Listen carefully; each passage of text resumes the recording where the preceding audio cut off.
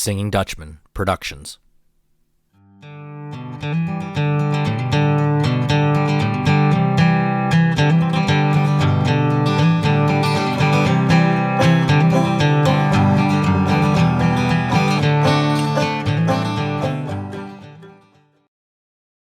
Hello and welcome to Doug's Front Porch, a podcast where I get to sit down with friends old and new and have honest conversations. Today, I welcome Mike Connor up on the front porch, a dear, dear, dear old friend, and I'm so excited to have this conversation with you. So welcome to the front porch, Mike. It's a nice porch. Yeah, virtual, isn't it? I love it. It's a beautiful porch. I like what you did with it. Thanks. I've been thinking a lot about how I wanted to start this conversation tonight since I've known you for so long. And the first thing I thought of while walking the dog tonight was that we've known each other now longer than half of our lives, which is kind of crazy to think about. Yeah, it is. And we'll get into our story, how we met and all that a little bit down the road. But to introduce you a little bit to the audience, Mike, tell us a little bit about where you grew up. Did you have any siblings? Just a little bit about your childhood, if you could, please. I grew up in Lockhaven, Pennsylvania. Went to Lockhaven High School, Lockhaven Catholic School, Lockhaven University. I met a lot of neat people along the way, and I met you at college, and that's pretty much the extent of it. Yeah, we'll talk. So there's a lot of there's a lot of Lockhaven there, and we'll come There's a back lot to of that. There's a Lockhaven. lot of Lockhaven, and you had a younger sister, right? Growing up. I do have a sister who is Okay. younger than me, Yeah. yes. I also know, if I remember this correctly, correct me if I'm wrong, you grew up either right next door or right down the road from your grandparents, correct? Right next door. Right next door. How did that influence you as a kid, having your grandparents literally a 30-second walk from your front door? I spent a lot of time there. I spent a whole lot of time there. So while, people were working throughout the day, I was with them during the day before school. So I spent a lot of time there before and after school, and Yeah, spent a I lot of had, time. as you know, I had the exact same situation growing up. My grandparents didn't live right next door, but they only lived a mile away, and I was, at their house before and after school. Do you think that gave you a little bit of a different perspective on life than maybe some of your friends because you had that influence there? I don't know, maybe. I think so. I mean, I definitely picked up a lot from them and his military experience. I picked up a lot there, and my grandmother with her Pennsylvania Dutch, some, and then just her hard work ethic. I picked up a lot of that from her, and yeah, it was an interesting growing up next to them. It's the clean your plate. Making sure that your plate was clean. So it doesn't matter if you don't like it or not, but you make sure that plate's clean. If it's liver and whatever, you clean the plate. So it was a different time. I Yeah. learned a whole lot about growing up from them. Some things I didn't really enjoy, but most things I did. Most things I absolutely did. They had their way of trying to teach me the right way, and we all do our own way now. And I Yeah. have a lot of what I do based on what they do, but I definitely skipped some. That's awesome though. And I know work ethic and things like that are have definitely influenced you, and we'll talk more about that for sure. So I'll say this to let everybody know, Mike and I are colleagues nowadays, and we'll come back to that whole process. But Mike is a music teacher. So let's go back to your childhood again. What role did music play when you were a kid? Oh my gosh, it was my everything. Other than my family and church, it was everything. So it's But when like you say that, what do you mean? Like, were you playing instrument? When did you start playing instruments? When did you start singing? very young, very, very young, making music at church, spending a lot of time making music at church. And from that, um, as soon as lessons were available, because I couldn't afford, buying lessons, so I had to wait until public lessons were available. So as soon as I was able to get public lessons in a school, I started taking them. I started taking clarinet lessons back when I was 8 years old or 10. What were you Yeah, able to do in church when you were a kid? Were you like were you sing, singing in the singing in the choir? Okay. sang. Yeah, most of the time I was like the altar server on the weekends and did that thing. But then I cantered as well. So if I wasn't serving, I was a cantor, and I did a lot of cantoring at church, so weddings and funerals, and you know, if I wasn't serving at those things, I was usually singing at them. And I take it then your family, your grandparents, and your mom and all that also, supported you in this love that you had for music as a kid. Oh yeah, I mean, they didn't know much about it, other than he really enjoyed it, and they supported everything that I did. I can't say that they missed too many of my concerts or anything. They, up to this day, this very day, like my grandparents get to every concert that I do. It doesn't matter what it is, they're at everything. If they can be there, they're there. And that is most of the time. A little Yeah. less now, but yeah. So you said once you got to a certain age in elementary school, then you were able to start instrument lessons. You started with a clarinet. Did you eventually change to other instruments, or did you stay with the clarinet, or how did that look like in Yes. school for you? And at the Catholic school you can get away with playing clarinet, but when you got to the public high school, it was like dudes playing clarinet. So I was pelted from behind with pieces of paper and whatnot. So I changed to the bass clarinet, and apparently that is not much cooler, but the band director said that it would be. So I started playing bass clarinet and continued to get pelted from behind from a section behind me. So then I switched to tenor saxophone because it's the same fingerings basically, and played a lot of tenor saxophone throughout high school because of that, and really made tenor saxophone my wind instrument. In jazz band and festivals, I would go on tenor saxophone, but then I still got pelted from behind, and I realized I was just going to join the percussion section too. Yeah, So I did. I was curious about that. Your high school, Lockhaven High School, had a pretty unique situation, I think, than my high school didn't have this program, but you guys had an in clarify this for me. You had a drum line and indoor percussion group. Explain to my listeners what that means. Basically, well, we had a competitive marching band, a small competitive marching band, and what does one do with that skill set whenever you're off season and during the school year? So you can keep your skill set going by doing inline indoor percussion, or there's the majorette or the guard ensemble as well, and we were involved, many of us, with the percussion ensemble, and it was a good group. Man, I'll tell you, the band stuff was fine, and I learned a lot through there. And I could basically get by singing because it was just easy. But the percussion stuff shaped me. I was like the first lessons. Well, I started paying for lessons, started getting lessons from a professional percussionist, um, and the dude, I mean, he taught me everything I know about like working incredibly hard to a different level. And what he was like, Blake Berge, man, what he was able to get out of the students at the high school uh, was nothing but amazing. So I learned more in high school from that man about uh, focus in rehearsal, just standing at attention for 2 hours and being like, do you want this championship this year? Do you want this? Because that other group out there is doing this. So if you want this, this is what you do and more than them. And that was the attitude of that group. And we would stand there at attention and just back to the spot and run it again, run it again, run it again.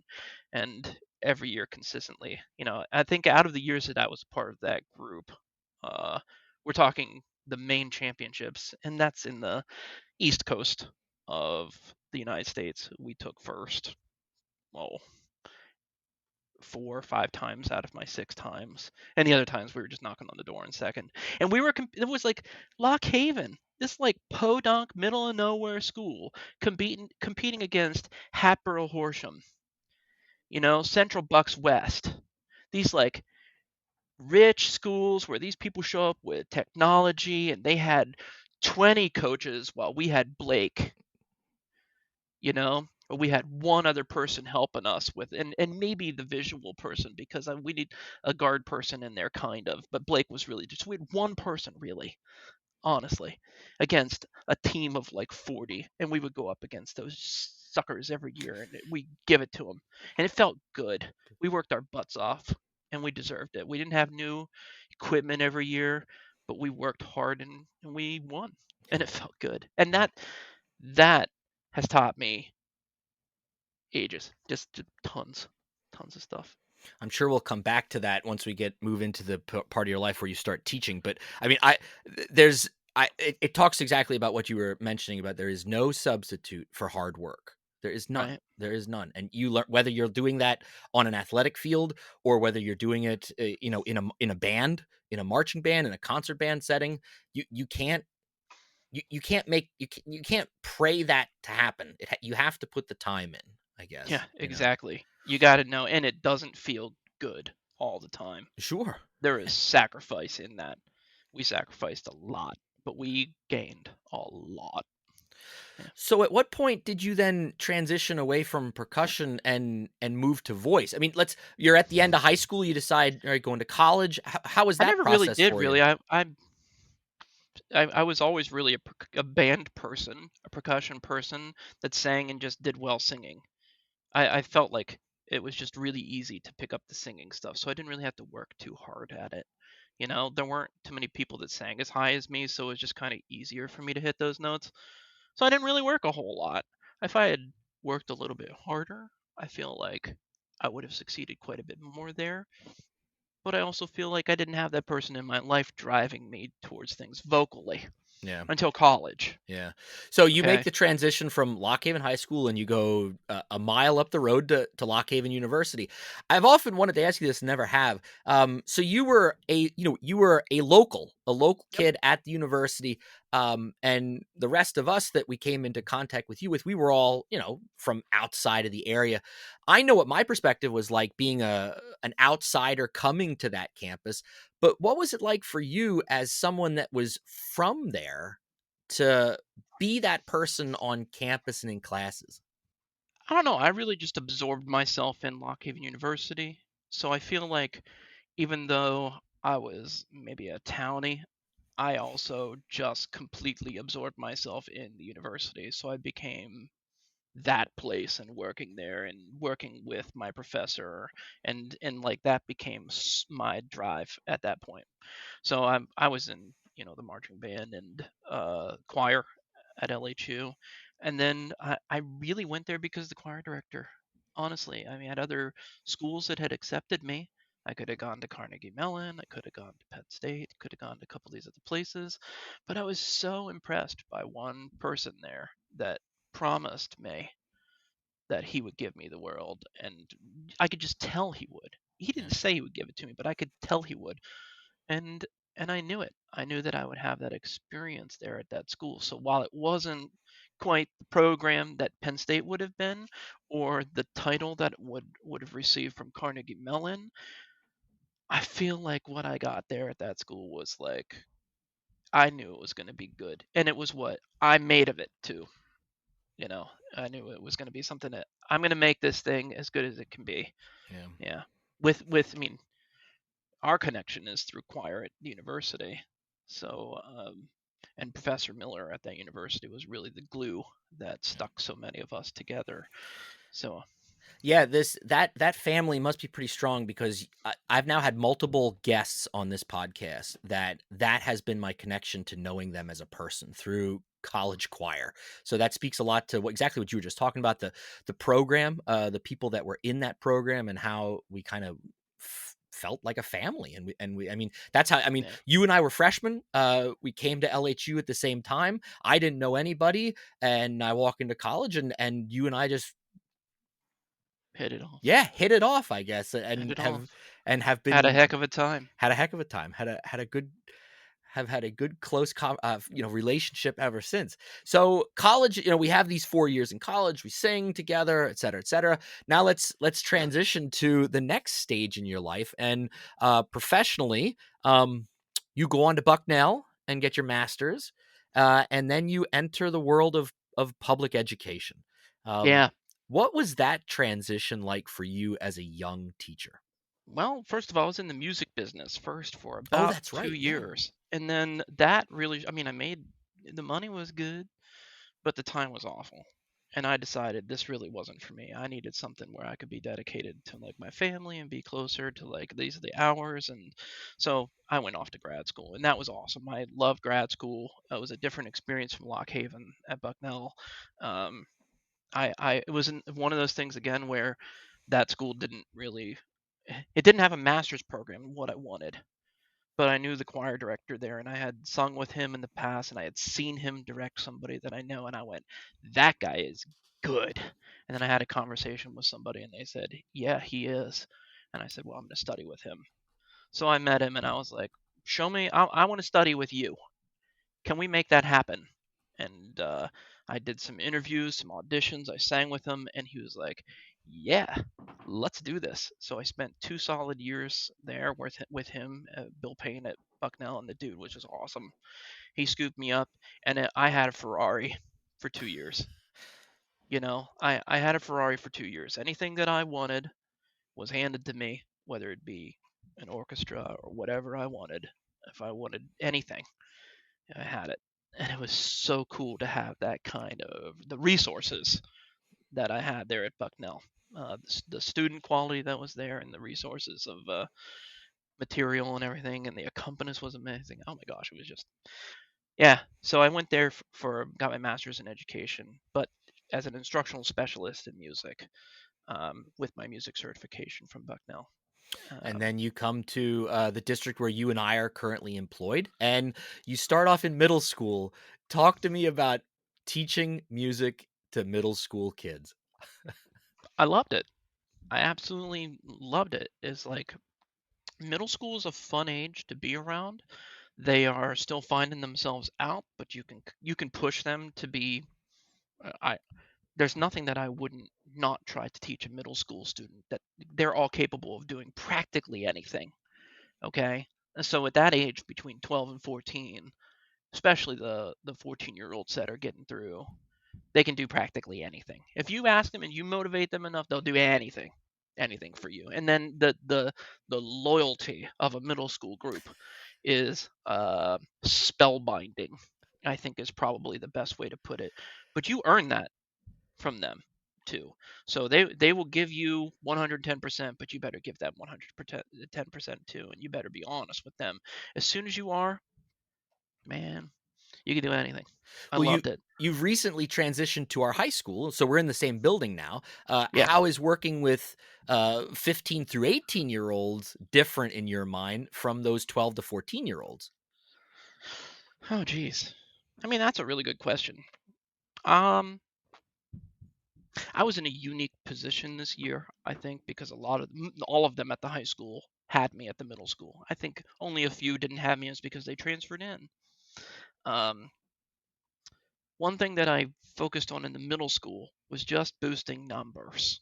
Boosting numbers. So when I got in there, the group was sized, and at one point there were like 170 kids in the chorus. Just a massive a group of students that I was managing at the end of the day by myself. One person and like a lot of little kids running around. And sometimes it was madness, and it was like trying to ride the wave. So I had to encourage and inspire those students, and for the most part, they don't want to do regular choir music. So I started a musical there, and I did 10 years of a musical, and I ran a play at the middle school, and it was a lot of fun. And 10 years of that really helped. Coming to the high school, however, I had a job to do. Okay, things that I have been wanting to do. I want to get kids to the festivals.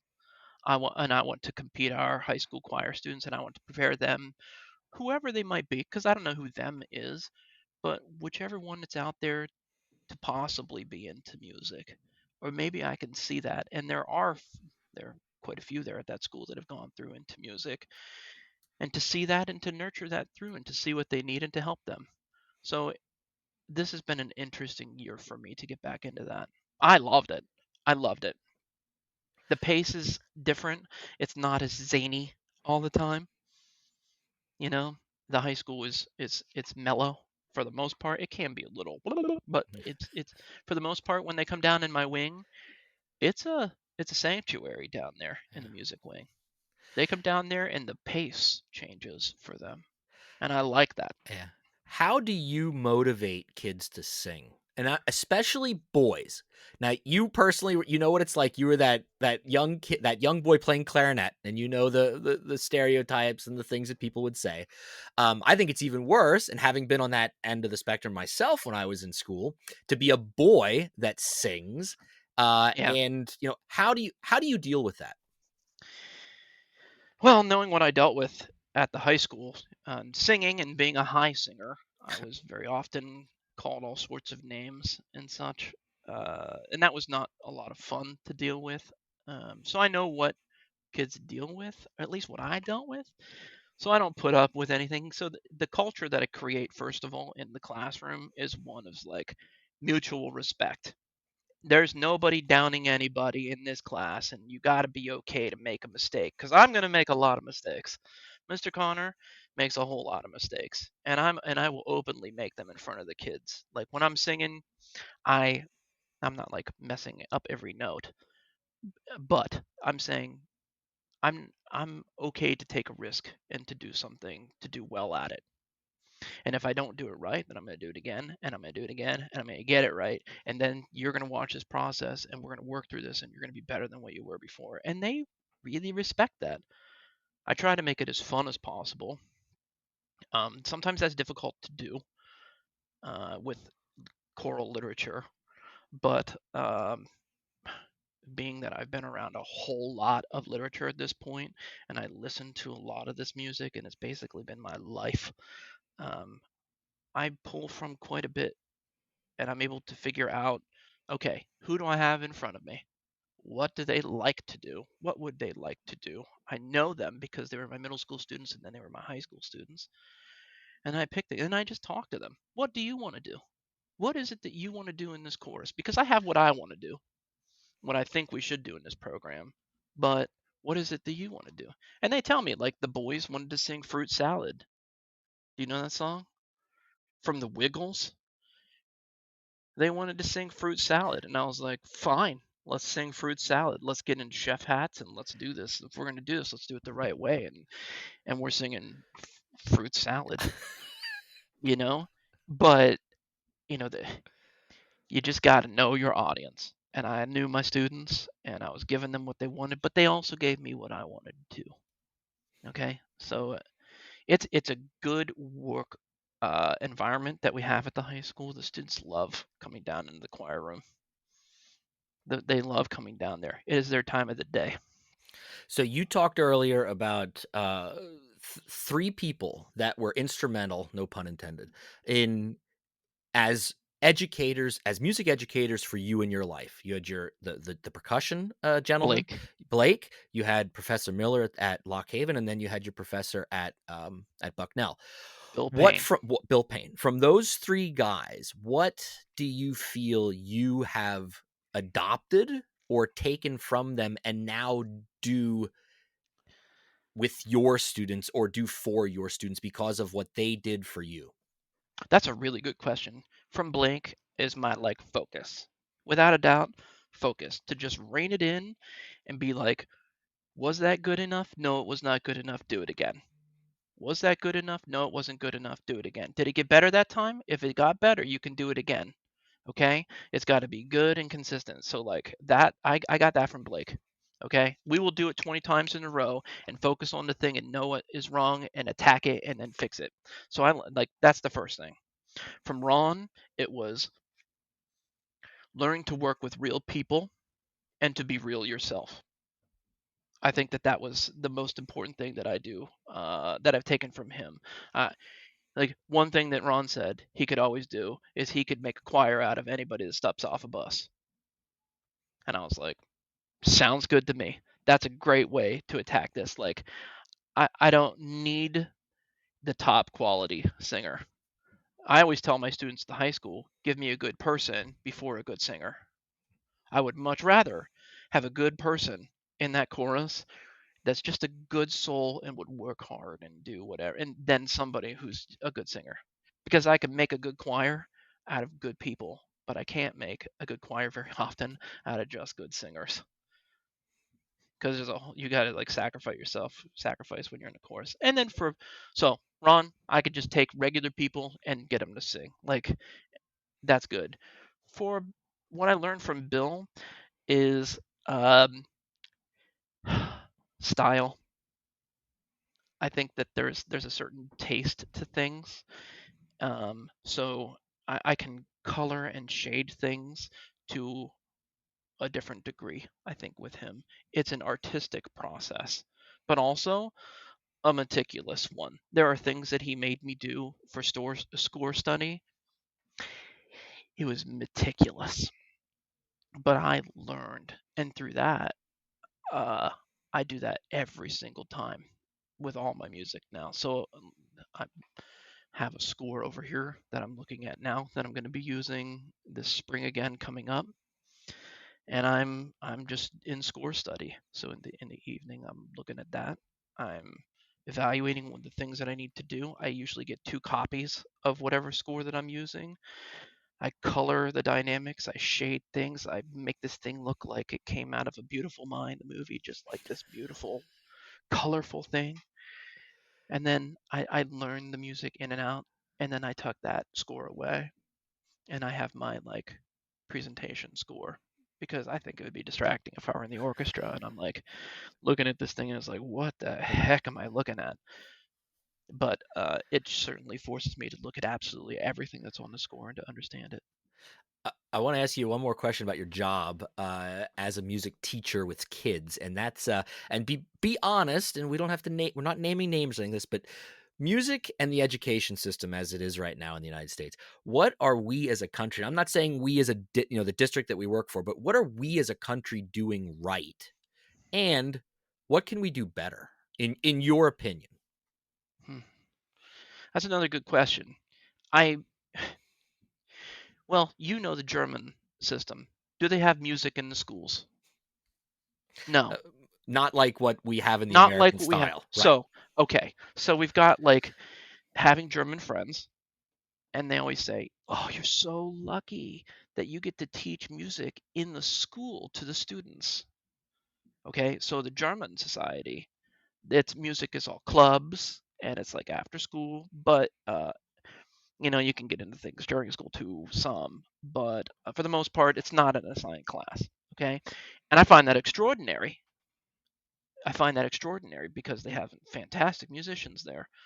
Um, so I find it fortunate that we are able to teach music in the schools. I find it an important part of what they do in the schools because otherwise, these students would never find out that they actually enjoy this stuff. They wouldn't have a home someplace.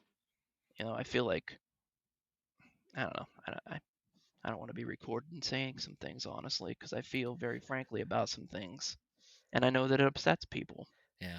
Well, and So it's not. I mean, it's no secret that there are a lot of school districts across the country that it comes down to money, and when money's tight, it's languages, it's music, it's art, it's theater, it's all of those things that usually are the first ones to get talked about, being removed and things like that. And the financial aspect's the financial aspect, but as almost all of my listeners are probably also aware, what you just mentioned is there is so much that you can learn from singing or from playing an instrument or from creating art or acting that no other class will teach you. And also, those are skills that can be taken as you grow up, and as you become an adult in society.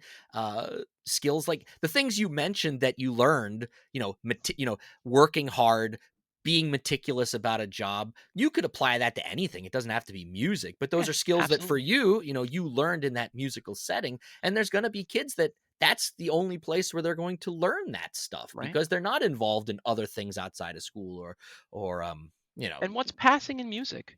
100%. 100%. If you have one person mess up a note at the end of a song, it sounds awful. So you need 100%. Everybody needs to be 100% all the time.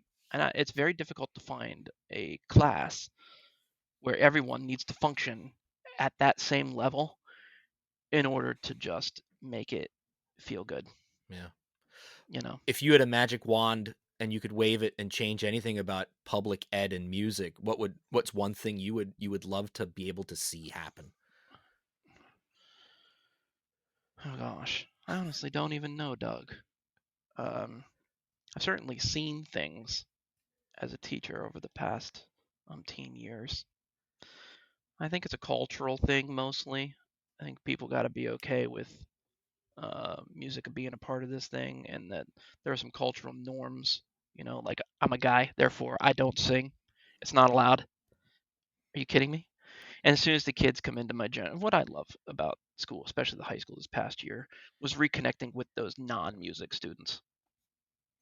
You know, like the really tough students that give everybody a hard time, or the really tough students that like don't want to learn and they just want to shut down, but then they get into your class and then they engage and they're like, this is cool. I was like, right, so let's just enjoy our time together and have fun with this and learn. And I feel like that was the I don't know what creates that, honestly. Yeah. I don't know what creates that feeling, but I'm certainly out to defeat it everywhere I go. Like I'm like, hey, that is not the way it is. Music is awesome. And you know what? You can come be in the chorus. What? Yeah, you can come be in the chorus. Come. Do you enjoy your time with me in this class? Yeah. Like, well, come sing with me. Oh, I'm a dude. It's job security to be a dude in the chorus. You kidding me? It's job security. Come on, man. And it was kind of funny because when you're in chorus, especially at the college, like how many couples came out of choir at college? How many couples? Many, many couples Yeah. came out of chorus. Yeah. And it was just like that's you find good people in the chorus. Yeah. So come on over. Like you're one guy and there are all these other ladies here if you like ladies or guys. I don't care. Just come to the chorus and sing. It's fun. Yeah. You Well, can that's sing actually fruit salad. yeah, it's a good transition because we've been talking about working with kids in these situations. But one thing that I want my listeners to also know is that Mike also is the director of a community chorus. Give me the correct name. I always say this wrong. The Williamsport Civic Chorus. You got it. I got There it you this time. So that group, how long have you been directing them now? go. 7 years now. Okay.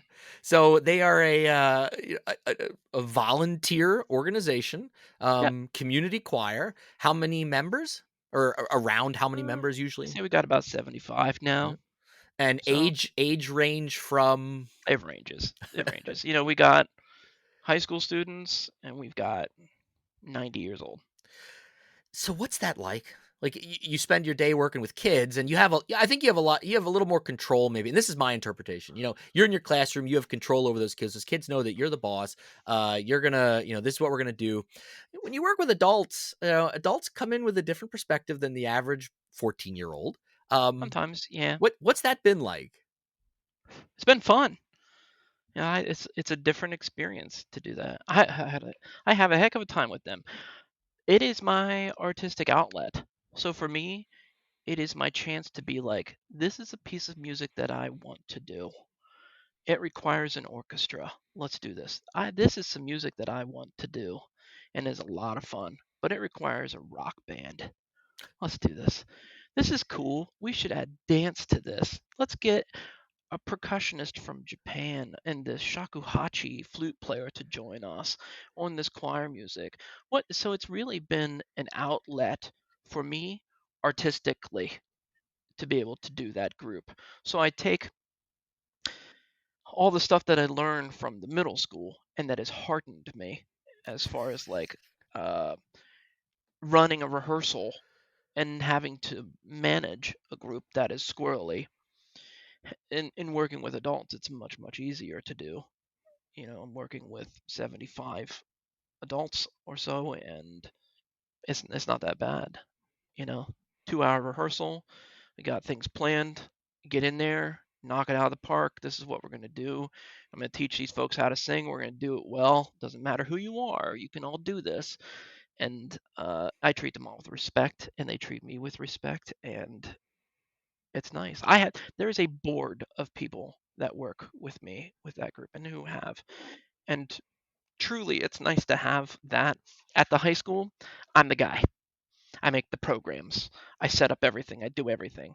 At the college, it was that way. At the middle school, it was that way. With the civic chorus, I just show up to rehearsal. I do score study. I focus on the music, and the other things are dealt with by a team of other people to do that for me. And that is fantastic. And they don't like it whenever I step in and do things. Like, I didn't like that at first. It was like, no, I got to get these risers. I got to move these things. I'm going to be the first person. I'm still always the first person there and the last person to leave. Okay, I feel like that's always a good important thing to do. Like, I'm going to be the person there that's working harder than everybody else. Okay, it doesn't matter if I'm the guy. Okay, so they didn't really like it that I was like moving risers. Stop it, you're the director. In my first couple years, I was like, no, I got to do this. This is what we do. And now they're like, we're going to get here earlier and do it before you. So they started doing that stuff, and now they don't even tell me when they set up the risers because they don't like, or that kind of stuff. Or they're like, you need to focus on your music. Can you do that and let us focus on this? We enjoy doing this stuff. It is hard work, but this is part of what we are giving to this group. Okay, now that you explain it that way, Yeah. that's a little different. Yeah. Okay, I appreciate that. I can just walk around and talk to folks and get to know them, uh and it I have met so many neat people from that group. We've traveled the world now, so it's been a neat experience, and they really do provide me with whatever it is that I need. I give them ideas, and they say, "Okay, let's do that." You know, so it's been fun. I love working with the group. Yeah. I have one last music based question for you. So, you had these instruments in your life and you've sung. So, what is it about the human voice and singing that draws you, has drawn you, and continues to draw you? How is it There's different from playing that clarinet or playing those drums?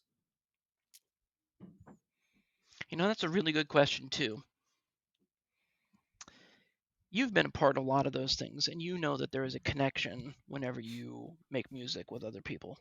Okay, it doesn't matter if you're in a small ensemble playing in a bar, or if you are in front of your church and you're singing for people, or if you are in a community group or whatever, there's always a connection with people.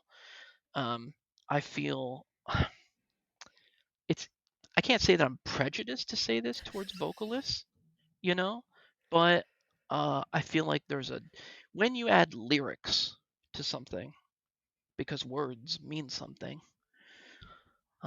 it can tend to transcend things some. And I feel like when you are of one mind and one body making music together and all solely connected on the text as well and the music, like all these things together, it is something special. There's something special in that one moment. I find it very difficult to listen to any recordings. I rarely listen to any recordings either of myself at a performance or an ensemble at the performance. I'll listen to everything over and over and over again on recording up to that performance, but after that performance, I lock it in my mind, that moment with them, and that is my special moment that we had there. And like I tell the chorus, whether it be the civic chorus or the high school chorus or the middle school chorus, I usually take time for two spaces in any performance where I might even just stop conducting and let the group kind of do their own thing and sing, and because they have that connection, and just kind of look up and be thankful Hmm. that I'm able to do this. I can remember those moments from the majority of my concerts.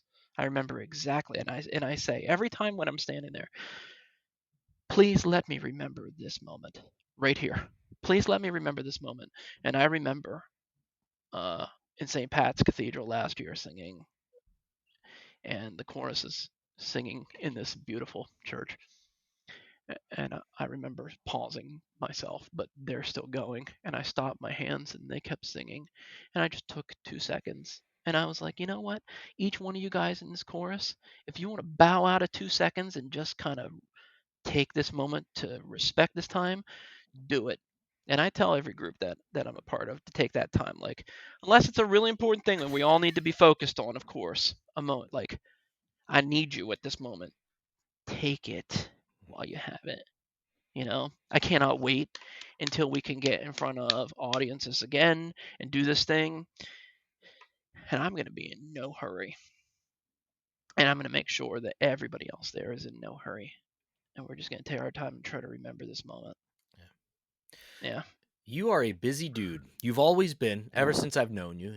You don't have you don't take time, or at least it doesn't seem that way to me. But you have to because you're human. And as an honest question for you, Mike, what do you Hmm. do to relax? I play video games. Okay. And why? I mean, because some people for relaxing, it's music. Oh, I'll play music or I'll sing, or but for you, that's your life. So I don't really listen to music to relax. I listen to music to clean. I listen to music to study. If I'm in my vehicle, I will crank it up and study my music that way. I will study here in the house if I'm like but mostly my free time. If I'm learning a part for something, I'll be practicing that. I don't spend a whole heck of a lot of time sitting down at the instrument and practicing anymore because I just feel like I'm practicing all day with my yeah, students. I am sharpening myself by working with them, and I'm practicing with them for 6, 7, 8 hours a day, and that is making me a better musician, and it yeah. does. I'm gonna find something that I can do here on my own. I had no idea that you played video games. That's I do. I didn't realize that. I love playing video games. It's been a part of my life since I was a small child. I remember going to a friend's house and a kid having, that special Nintendo and me not having it Yeah. and being like, "Oh man, that thing is so cool." And then I gotta be friends with Tommy because Tommy has this and he could play Super Mario Brothers. So I'm going there and I'm gonna play this thing at Tommy's house. And then, so and so, Chet has the this game and I gotta go, oh, I gotta be friends with Chet so I can play that game. And I remember having my paper route and raising money and buying my very first like video game system, a Sega Genesis, and buying games myself. And like that was what I worked for outside of music and things. So Yeah. video games. And I focus on work when I'm playing video games too. It's kind of funny because Delia, my special person, she's always like, "How can you focus on other things whenever all this stuff is happening on the screen?" And I was like, it's just what I do. I am able to do that. It's fun to me. So I do enjoy playing video games. That is I how I was blow off steam. Hey, everybody has to have something, right? I was not aware of that. That's cool. I learned something about you now tonight, Mike. How about that? I Yeah, also didn't know you had a paper route, so I learned two things tonight. right. And the kids at the high school, they all want to be, playing video games with me, and I was like, "There's no way you're getting my gamer tag. No way." They're like, "What do you play?" We're like, "We heard you play video games. What do you play?" And they'll come out. I was like, "I'm not telling you what I play. I'm not telling you what I play. He doesn't play video games." I'll tell you, this past year, there was a day, and this is how many people listen to this thing? A million. Does my boss listen to this thing? I don't Okay, think never so. mind. He comes to Bible study with us. He comes to Bible study with us. So, if he shows up this week, I can, say penance for it then. Yeah, there we go. But it was a day. So I gotta tell you this. There was a day where, multiple days, but specifically this one day where the internet went out. And when the internet goes out and you're streaming to students at home and you can't do everything because everything's locked online, Yeah, what do you do? yeah. There's not a whole lot to do. I can listen to music, I can connect my Bluetooth, I can engage in other ways, but then you got the students at home there. So, anyways, this kid's like, I got my Xbox. Can I play video game? I was like, yes. What do you got? So he puts on a one-player game, okay, because there's no internet. So we hook it up to the projector, set the stick up, and the kid's all cocky. I'm gonna play this game. He gets in there and starts, and he dies. And then this other kid starts, and he dies. Blah, blah. And then the third kid was like, and when you die, it's game over. That was the rules. Blah, blah, and he died. And I was like, give it to Mr. Connor. So they gave it to me. I played for another 20 minutes. They were like, what? What are you? He's really good. I was like, this is what I do. I make music, I make fun, and I play video games. This is what I do. So the kids were just completely blown away. And I'm like, well, you can't just run into a situation. You got to dodge. You got to think about, you got to strategize when you play these things. There's not like just go and go. So they were amazed. So it was just that was my, Nick, I'm sorry. But I'll tell you, those kids from that point on in that class, they would do anything for me. They would do absolutely anything for me after that. Well, before that day too, but after that day, Yeah. they were hooked. Yeah. You know? That's a good story. Yeah, that was a fun one. Well, Mike, we every episode I close with 10 quick questions to all my guests. Are you ready? Yes, All right, question number 1. You sound nervous. Are you nervous? I'm focused. Oh, there we go. Sorry. Number 1. What is your morning drink of choice? Iced coffee or energy drink. Oh, energy drinks? Really? Do Yeah, you like those? Yeah. it depends. Okay. There are a few that are better than others. Okay. That's one thing I never touch. I don't think I've ever had one, to be honest. I don't know. They You scare know, me. my heart hasn't exploded yet, Oh, so okay. Yeah, fair enough. All right. This one, how am I curious to see what you think? Who is a go-to musical artist or group for you? Since music is so part of your life, is that a question that's you can even that's answer? I listen. Yeah, I don't know.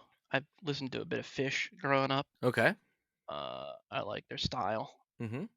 Uh, I like listening to stuff without text very often because text is distracting to me. So I'll listen to lo-fi or something without text. So that way I'm not completely like sucked in to whatever I am. I'm a little Okay. ADHD and I like to focus on whatever text is being sung. Mm-hmm. So I try to find something without text. Okay. Yeah. Okay. Yeah. What is a movie that you can watch over and over again and it never gets old? Star Wars, basically any of All those. right. Which of the Um, Star Wars is your favorite? There, I'm putting you on the spot. mm, I mean that's a really good question. I'm a prequel man. So we're talking 4, 5, and 6. Uh-huh. Okay, so that's I'm a prequel man, and Revenge of the Clones. But I like to go back to the originals, Yeah. and I like, yeah, I don't know. Yeah. One, Fair. No, two, fair enough. three. Fair enough. I All don't right. know. I like all Yeah. of them. Okay. I'm not as keen on the newer ones as much. Mm-hmm. You know, not as much, but they're still. I enjoy the Lord of the Rings. Yeah, that's Never gets series old 2. for me. Yeah. The Usual Suspects. Yeah. I like that movie. Mm-hmm. No, it's good. Number 4. What's the last thing that you read? The Web Weekly, Okay. Okay. because it comes so much. It's single-handedly the most garbage producing thing in our county and Lycoming County and Center County. Everybody gets one of those things. I The just Web imagine Weekly. how much waste. The Yeah. postman stopped, and they're supposed to be quick questions. Yeah. The postman stopped one time, and I was like, "How much waste do you see with these things?" And he said, "Quite a bit, actually." And a lot of people just refuse to take them, so they'll take them out and just throw them on their porches. He says there's a guy over in town. He's like, he just takes it and throws it on his porch, and they blow all through town. Awesome. And I was like, "Wow, that's awesome, buddy. I'm sorry Yeah. you deal with that." And he's like, "I hate carrying them." Yeah. It's like, okay, fair enough. All right. Number 5. Favorite pizza topping? Uh, I mean, I put hot sauce on everything, Okay. So if you get a so plain cheese pizza, you're dousing that bad boy with hot sauce. probably, Okay. All right. probably. But I mean, as far as like a traditional topping, pepperoni, probably, Okay. maybe bacon, Ooh, yeah, that's good stuff. but hot sauce. Hot sauce goes on everything. Okay. Laying on the beach or going for a hike? Oh, the beach. All right. 7. You've invited me over for dinner. What are you making? Cauliflower and peanut curry. That's a good inside joke, Mike. Listeners, there are 2 things in the world that I do not like to eat. And I think it's really down to just 2 things. 1, I do not like cauliflower. I never have. We always grew it on the farm, and Dad was always proud of these massive cauliflower heads that he would produce.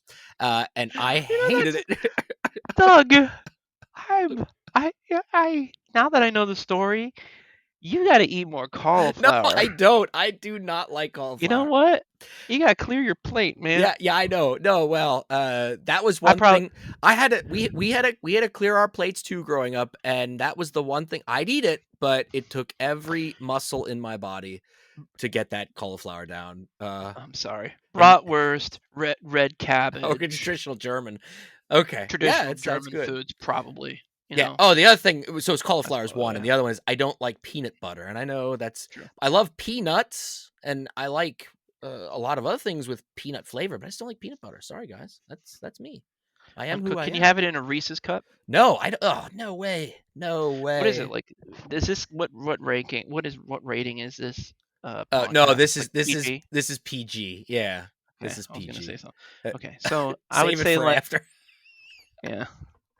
So what do you consider a Reese's cup? Like what is it I don't about eat like it. So what do you mean? Like I don't is eat this them. cooked? Is it the texture of it that you Oh, don't like? no, I don't like the peanut butter. Can it be cooked in a cookie? Can No, it be a I don't peanut like butter peanut cookie? butter cookies either. I don't like chocolate cake with peanut butter icing. I don't like any of that stuff. I know, yeah, call me weird. Cheesecake? Well, I Nothing with peanut butter cooked in it. no, I don't Peanut butter like che anything. The only thing that I can eat with peanut butter cooked like in, and like you mentioned curry. So some peanut curry sauces, like Thai peanut curry sauce, that I can eat, and I actually like that. But I don't yeah, like. the peanuts are like part of the red. They're like Yeah, whole peanuts yeah, usually. yeah. No, peanut butter They're is not my like one thing. If I was peanut Superman, butter American. that'd be my kryptonite. Yeah. Okay. All right. Well, I'm sorry about that. No, that's all right. It's all I right. joke about that, but you're really getting cauliflower and peanut butter when you're coming to my house. Well, as long as maybe I have it. First, and Okay. when you clear your plate, we'll have a Then nice we'll have the German good food. meal. Okay, sounds good. Oh man. Number 8. What's a dream vacation destination of yours? Anywhere with my lovely. Oh, that's nice. I would like to go anywhere with her. You know. So whether it be like counter sport or San Francisco or Berlin or Honolulu or Seoul or it Yeah. doesn't matter where, anywhere with her. Yeah. Those are all great places, by the way. Yeah. I'm curious about this question, Mike. What's something you're afraid of? Hmm. That is a real good question. I don't like to fail, but I'm kind of afraid of death. I think. Yeah. I think that's probably what I'm most afraid of, like death. Is your fear of failing, does that one is that something that drives you? Yeah, I don't like to fail. Yeah. I don't like to fail. I don't like to be seen as a failure. I always felt like I had people that were holding me up, so I've got to put out, so and so has put their time into me. I will not let them down. Mm, And I won't let myself down. So I knew that like fear of failure is probably like my second worst thing. And not being liked. mm. I don't like not being liked. I don't understand it when somebody can't like me. And that um I, I, I don't mean it to sound bad or anything. It's just, I don't try to be abrasive towards anybody. I always try to make things jovial. I always try to respect the other person, whether they respect me or not. All these different things. So I find it's very confusing to me whenever I'm not liked, and I don't understand that Yeah. sometimes. Well, And yeah, I mean, so that maybe was that. one of the things that I still, one of the reasons I think we're still good friends and why our friendship even started in the first place was exactly because of the things you just talked about. You were someone that was, I didn't know Joe Schmo walking into that room, and you were someone that was all the things you just said, caring, jovial, just, yeah, a good person, a good Well, I person. Yeah, appreciate that. it's true. I appreciate that. It's nice to. I don't know. Just Yeah. be nice. Yeah, it's nice to be nice, right? How about it? All right, last It's nice. question. What job, other than one that you've had, would you love to have? That's a really good question too. A job that I would like to have. I always thought it would be nice to. Delia and I have talked about owning our own coffee place someplace, or our own restaurant where, I enjoy to cook as well. I think that's another thing that I really take pride in, and I know that you do too. But yeah, I think that I would really like to do that. Having done that growing up as like a cook for like the Big Wrangler Steakhouse and cooking steaks and things, like I always enjoyed that. So probably that. Yeah, But anything that I could do kind of alongside Delia would yeah. be fine by me. Well, Mike, the time has flown by. It's always great. I mean, I have to admit, now that when you came to work in the district that we work in, you were, as you mentioned, you were at the middle school, so we were at two different buildings, and we would we would run into each other if there was district-wide events, but that doesn't happen very often. But Yeah. now that this school year you got to move up to the high school, and now I can walk down and have lunch with you on a regular basis, has absolutely brought much joy to my school year, and I know it will in the future to come. Uh, And I just want to say thank you for being the person that you are. Thank you for all the work that you do with the kids that you teach, and the adults that you work with the civic chorus. It's more than just making music. The impact that you've made on a lot of students over the years, and what you'll continue to make in the future is beyond any money that could ever be put on the table. So thank you for all that you've done, and thank you for being such a great friend, Mike. Thank you, Doug. I don't.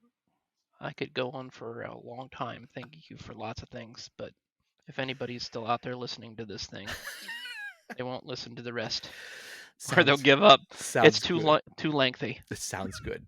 Well, guys, I will put in the show notes a link to one of Mike's performances with the Civic Chorus. If he can share one with me, I'll post it. If not, I'll put a link to their website so you guys can learn a little bit more about that group. And if you happen to live in the greater Williamsport area and you like to sing, I know a group that would love to have you, right? WilliamsportCivicChorus.org. It's that simple, everybody. It's that That's simple. right. Takes Well, 5 minutes to spell. Bye. all right. Mike, thanks so much for coming up on the front porch, and I look forward to talking to you again real soon, my friend. Thanks. Thank you for listening to Doug's Front Porch, a conversational podcast with your host, Doug Maidenford. If you enjoyed this episode, I'd love for you to subscribe, rate, and give a review on iTunes, Spotify, or wherever you get your podcasts from. 5 stars only, please. Follow along on Facebook, Twitter, and Instagram. Just look for Doug's Front Porch. Also, please feel free to tell all of your friends about the show, and I'll see you all next time on my front porch.